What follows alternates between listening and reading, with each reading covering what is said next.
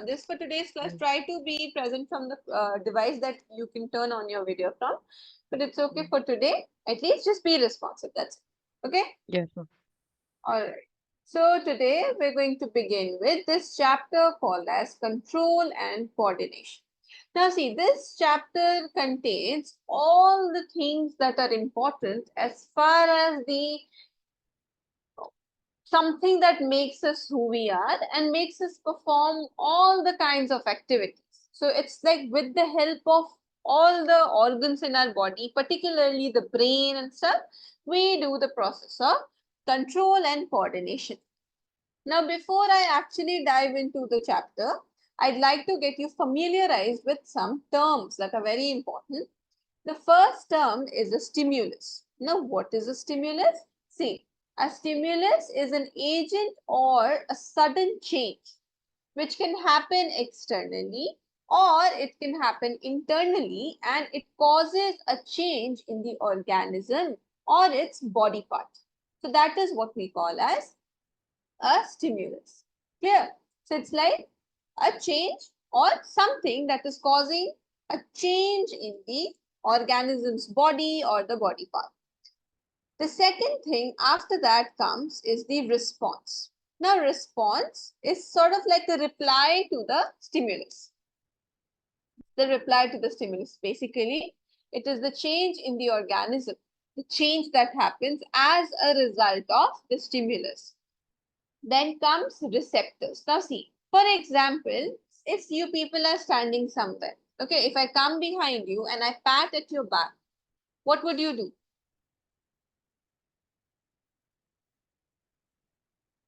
What would you do, students? If I come behind you and I pat at your back, Look behind. yeah, you people will turn behind, isn't it? Turn back or you'll run away. No, no, you'll turn behind and you'll see that who is calling you. Now, this patting at your back that I did, it was a stimulus that I provided to you all. Okay, and as a result or as a response to that stimulus, you are producing sort of like a response, which is basically when you are turning towards me.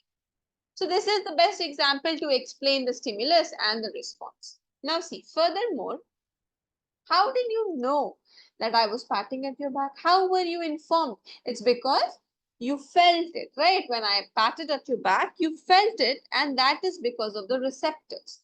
What are receptors? These are the nerve cells that are present all around the body, everywhere. And what they do is that as soon as they receive a stimulus, they initiate or they generate an impulse.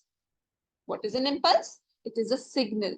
So as soon as it will, you can say, get the stimulus, it will generate the impulse and that impulse or that signal will be sent to the central nervous system. Now the central nervous system will understand that, okay, a stimulus has been sent, so it will receive it and then it will produce the response. But for example, if you people were turning towards me, so in that case, you used your muscles, you used your bones. So for producing a response, you require other stuff as well. And that is what we call as the effectors. So effectors are those muscles or the glands. If it is a muscle, so it will contract. And if it is a gland, it will secrete. So if it is it's like the motion or the result that is produced, it is because of the effector. So whenever they get the signal from the central nervous system, the effector comes into play. If it is a muscle, it will contract and produce a motion. If it is a gland, it will secrete the hormone. Is it clear, students? Yes, Yes, ma'am. ma'am. Any doubts anywhere? So these are the basic four things or the four terms that you people should know about. Now see, furthermore, now we are discussing CNS from that time. What actually is CNS? So CNS stands for Central Nervous System. So it is the main coordinating system of our body, which has two components, the brain and the spinal cord. Two components are there. Clear? So brain and the spinal cord are the two components. Now, with the help of these two components, every single activity in our body gets regulated. So after that, we will talk about the functions of our nervous system. So the first function, or you can say one of the most important function that our nervous system performs, is that it keeps us informed about the outside world, meaning it keeps us informed about you can say, our surroundings. And how does it do that? It keeps us informed about our surroundings with the help of the special sense organs that are present in our body. What are the sense organs? Actually, how many sense organs? So there are 5 sense organs present. Eyes, ears, nose, skin, and tongue. 5 sense organs are there. Each of them have their own particular function. Like eyes are responsible for the sight, so that people can look around. Nose is responsible for the sense of smell. Ears are responsible for hearing out. Skin is for feel. And the tongue is for the touch, I say. It is for the taste. So these are the 5 sense organs that are there. And with the help of these 5 sense organs, we are informed about our surrounding. We are informed about the outside world. Is it clear to everyone? Yes, ma'am. Yes, ma'am. Now, our nervous system, it controls varieties of activities. For example, right now you people are sitting and attending the class. Now, if I ask you all, stand up, you people will stand up. If I ask you all to wave your hand, you people will wave your hand like that. So this is one thing. The second thing, if you people are sitting over here and I'll be like, students, right now, you people have to stop your heart from beating. Will you be able to do it? No, ma'am. No. Or I'll be like, okay, students, now I'll bring a very sharp object near your eyes and you don't have to blink. Will you be able to do that? No, I think No, not, ma'am. definitely not. So instead you'll be like, ma'am, why are you so inhuman? Why are you torturing us? But all in all, talking about those activities in our body, for example, those activities that you can do when you want to do, we call them as the voluntary activities. And the examples for which would be running, walking, writing, all those things that are under your control, like under our control. Those activities are called as the voluntary activities. Whereas those activities that are not under our control at all, like you don't even know, like it's like not at all possible to control these activities, so we call them as the involuntary activities, like the beating of the heart, the breathing and blinking, digestion, respiration, these things, like the basic life processes, something that is not under our control, we'll call it as the involuntary activities. So our nervous system, it controls the voluntary activities as well as the involuntary activities of our body. Is it clear, students? Yes, ma'am. Yes, ma'am.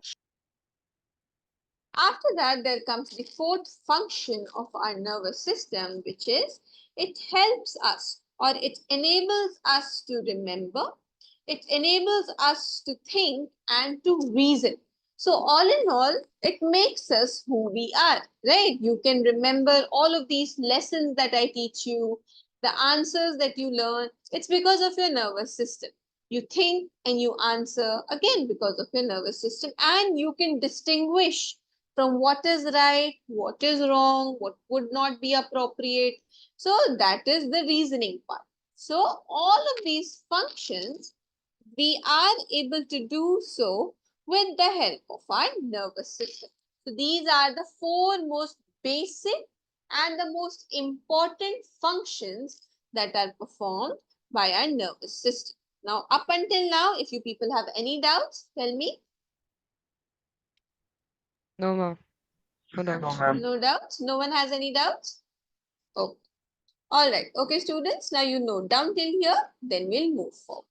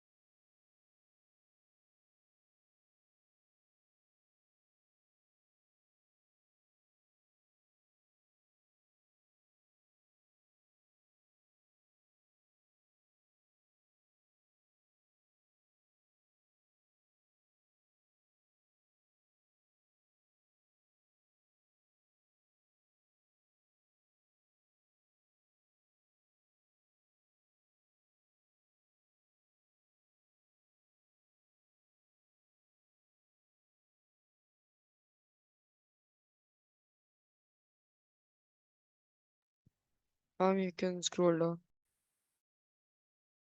Is everyone done till here? Oh, yes, ma'am. Sarah, you're also done? Yes, ma'am.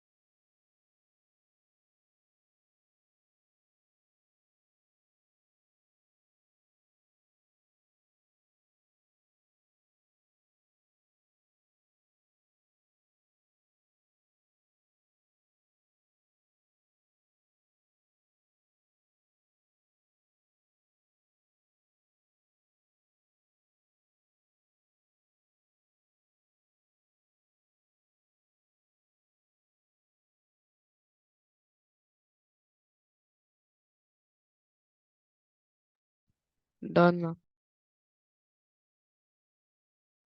All of you are done, students? Yes, ma'am.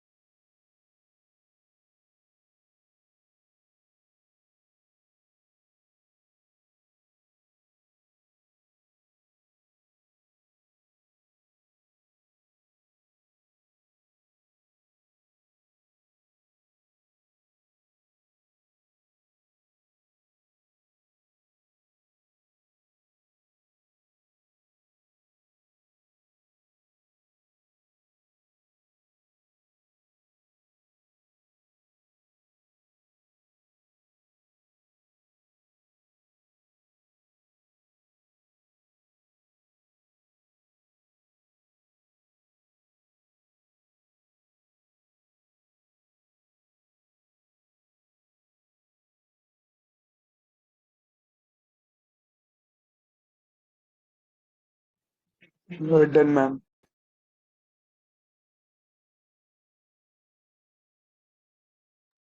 Everyone's done? Yes, ma'am.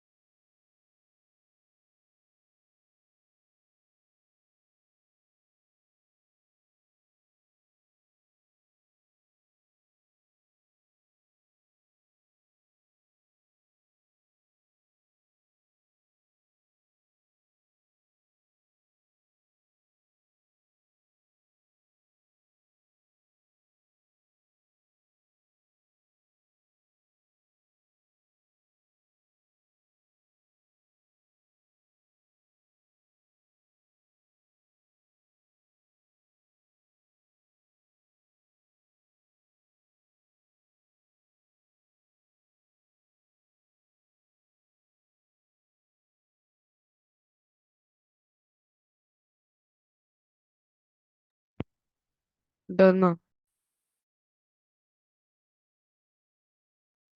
Okay, all of you are done?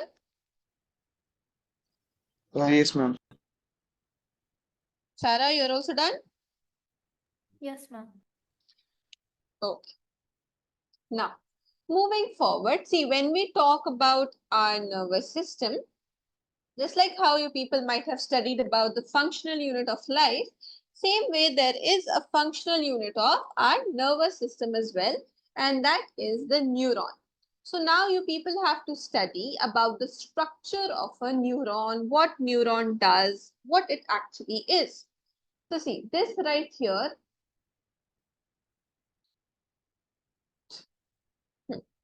this is the structure of a typical neuron. Okay, let us draw to see what are the different parts. See, first of all, right in the middle, this star-shaped structure that you will be seeing. Okay, this is called as the cyton. This part is called as the cyton, or you can call it as the cell body. Now, this cyton or the cell body, it has a good amount of cytoplasm present. It has a prominent nucleus as well. Okay. Now, arising from this cell body, there are a lot of branched projections like this. And these branched projections, these are called as the dendrites. It's like a lot. So, this is what we call as the dendrites. Now, from the cell body, there comes this long portion. And this portion is what we call as the axon. Now, at the end of the axon, there are these branches, which we call as the nerve endings. And these nerve endings, they have swollen parts like this. These are the endings of the nerve. Now, inside each of these swollen parts, we have a certain type of chemical filled in it. Okay, a certain type of chemical is filled inside this swollen part. And that is actually called as the neurotransmitter. But for now, you just understand that this is called as the nerve endings particularly. So this is the typical structure of a neuron. Now see, right here in this diagram, you people might see that the neuron is just present and the axon is normally there. But see, many a times what happens is that this axon is surrounded with a sheath or with a layer, and that is what we call as a myelin sheath. So many a times the axon will be having the myelin sheath present around it. So those axons that have a myelin sheath present, we call them as the myelinated axon, and the ones that do not have a myelin sheath present, we call it as the non-myelinated axon. So let us see the different parts and its functions. So first of all, the neuron is called as the structural and functional unit of life. I mean, not life, nervous system. There are millions of neurons present in our nervous system. Now, the major parts of a neuron would be cell body or the cyton. It would be the dendrite and the axon. So when we talk about the cell body or the cyton, it has a well-defined nucleus and a proper cytoplasm. Then the branched projections that come out of the cell body, we call it as the dendrites. Now, what does the dendrite do? It's that they catch all the impulses from the different surroundings and bring it to the cell body or the cyton. And then there is this long process or extension of the cell body, which we call as the axon. And the end portion of the axon, they have swollen bulb-like structures, which we call as the nerve endings. And these bulb-like vesicles or structures, they are the storehouse of the special chemicals called as the neurotransmitter. There are many different types of neurotransmitters in our body, but one such example is acetylcholine. Okay. Now, depending upon whether the axon has the myelin sheath present or doesn't. So the axons, they are of two types: myelinated axon and non-myelinated axon. Now, myelinated axon is the one that has the myelin sheath present on it, whereas non-myelinated axon is the one that doesn't have the myelin sheath present. Is it clear, students? Yes, ma'am. So, did you Yes, people get ma'am. the whole entire structure of neuron and the different parts of neuron? Yes. Huh. And remember one thing, students, that it is very, very important as far as your syllabus is concerned, because many a times they can ask you to draw the diagram of a neuron, because it's a very simple diagram. It is one of the most important things in the chapter. So the question could be asked like, draw a well-labeled diagram of a neuron. So like this, the question could be asked, and then you'd have to draw this particular diagram. And remember, whenever you're drawing the diagram, always mention all the labelings on one side instead of both the sides. So if you're taking right side, mention all the labels on the right. And if you're taking the left hand side, then mention all the labelings on the left. You cannot do it on both the sides or all around. That makes the diagram looks very bad. Also, whenever you're drawing the diagram, put a caption. This is the caption, like figure what I have drawn. It is a neuron. Is it clear to everyone? Yes, ma'am. Yes, ma'am. All right. So you people begin with this diagram. Now everyone will draw it with a pencil. No one will draw it with a pen, and draw it nicely, because it's very, very important.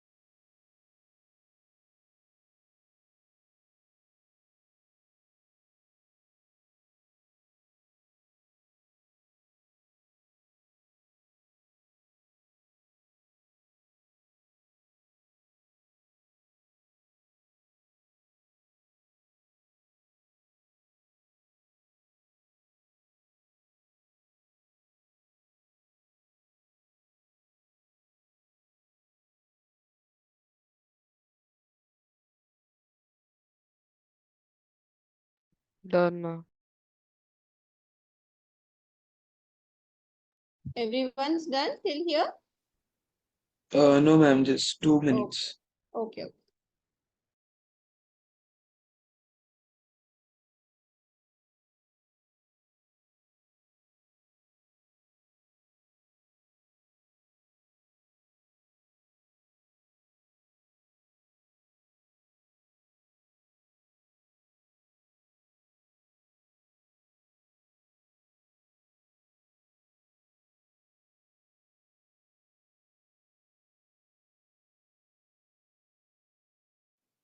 Okay. Done, ma'am.